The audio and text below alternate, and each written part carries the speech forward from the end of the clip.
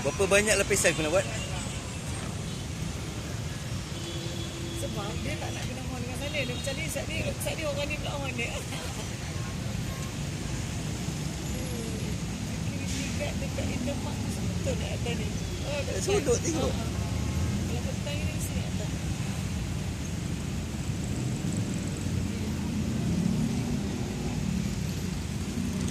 Mana taksi tu boleh melintang ke sana? Taksi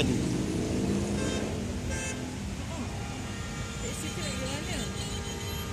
Selamba je tu. Oh dia ni, dia mensilap macam tu.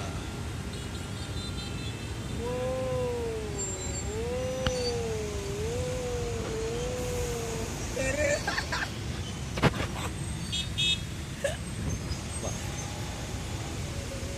Uyo, basuh dia. Mak Saleh tu, what the hell going on? Dia senyum Mak Saleh tu.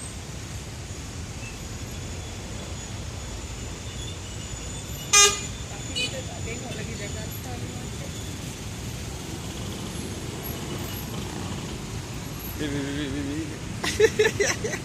Kita tadi yang pasal tadi dia dah block kita tu.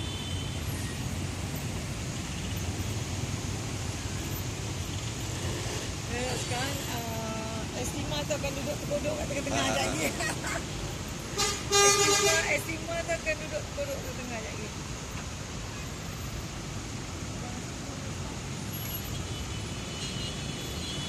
Kita dah keluar.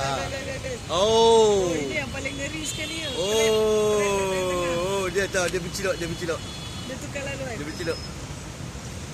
Sebab dah tak dia ni pergi lagi. Sekarang siapa yang jauh? Dia orang dah merah. Dia orang ni dah merah. Kenapa dia Dia pergi? duduk kat tengah-tengah. Dia orang nak kena pergilah. Sebab gila kau. Ini yang kena tengok motor laju ke apa kan.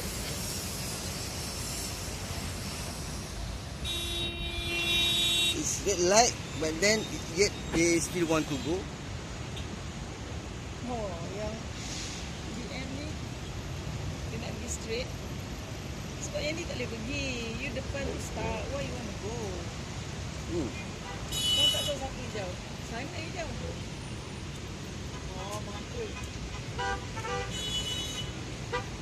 Ngeri pun kalau nak perempuan bawa kereta balik dan duduk jalan ni pun panik tinggal kereta tengah-tengah keluar jalan kaki.